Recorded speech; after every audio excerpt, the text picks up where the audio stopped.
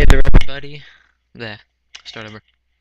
Hey there, everybody. It's 20Q2, and I'm here to make a little mapping tutorial for all you first people out there.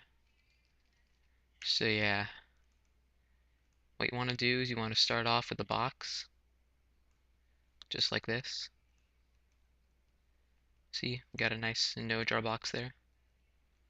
You want to make it. This will be the starting room for our map. All right, you see, just a really simple box. Now you're gonna want to hollow it. You can either do this, or you can see you press Control H.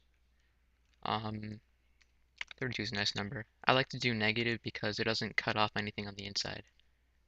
So you see now we have a hollow no draw box. If you play this in game, it's just going to look like an endless hallway of mirrors and it's going to look really messy and bad. So what you want to do is you want to go to skybox and then type in tools after it. And then you have this. This is what the sky is going to be in game.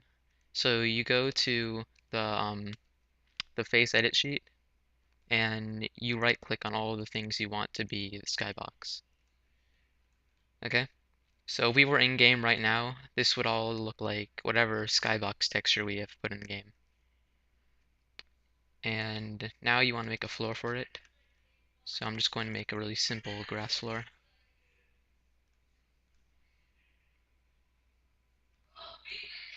Uh, Oops.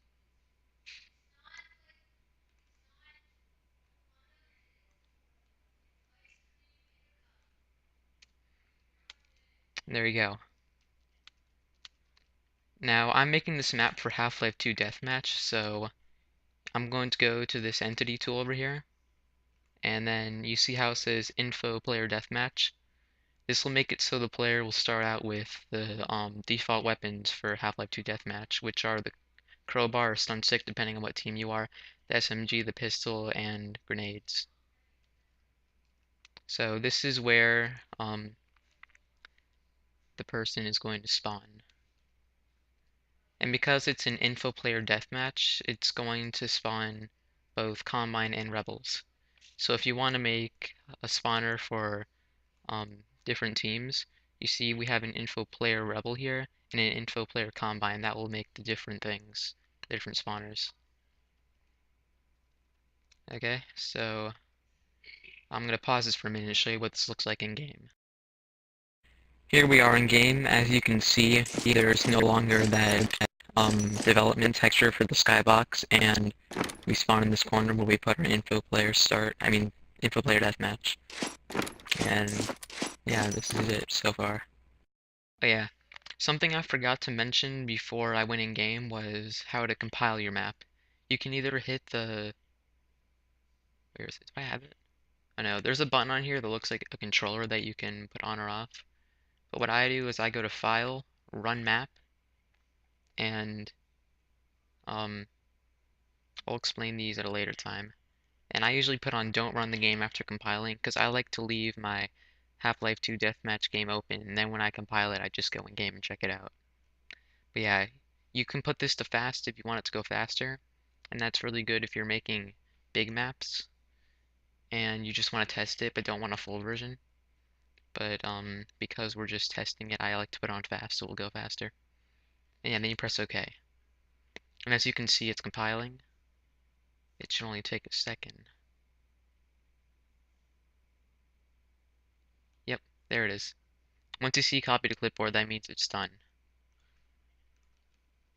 And yeah, as you saw in game before, the entire, well, I guess you couldn't really see it because it was only one strip of grass, but everything in the game, it was at full brightness. That's because we don't have any lighting in our map.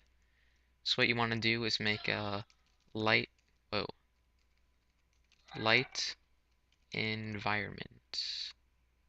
Where did it go? There it is. Okay, and when you put it down, you'll see a little sun. So you move that up here. Now you go into its settings, the pitch, yaw, roll. You click point at, and whoa, you click. I want it. Hold on a second. Okay, you click point at, and you'll see a little crosshair appear. And wherever you click, that's where the light's going to be coming from. So it's going to be coming from here to that corner over there. And what you want to do next is make an environment sun.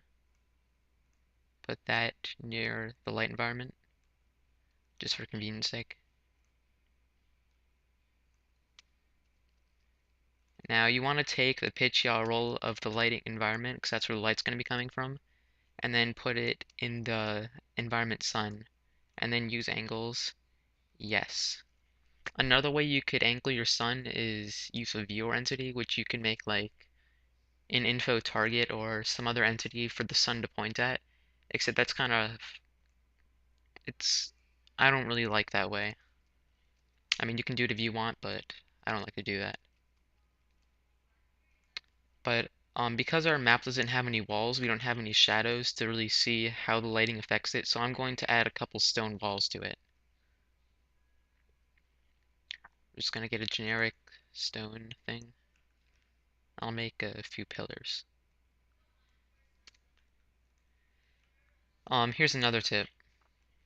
If you click on something and you hold down shift and move it, it will make a duplicate if you keep holding down shift.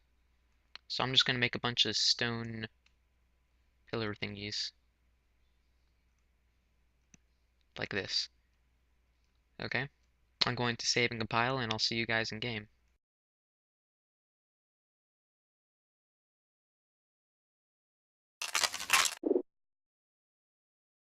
Alright, here we are back in our map.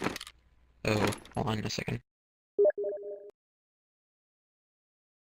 If your map is still in Fulbright from the first time you used it, then type in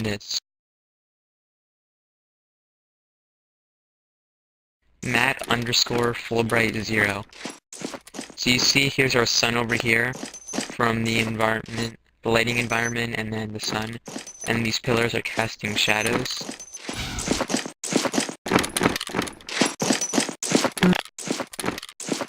So yeah, it's looking pretty good.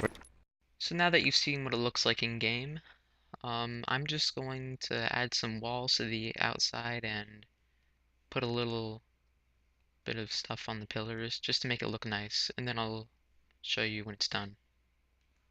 Here I am again.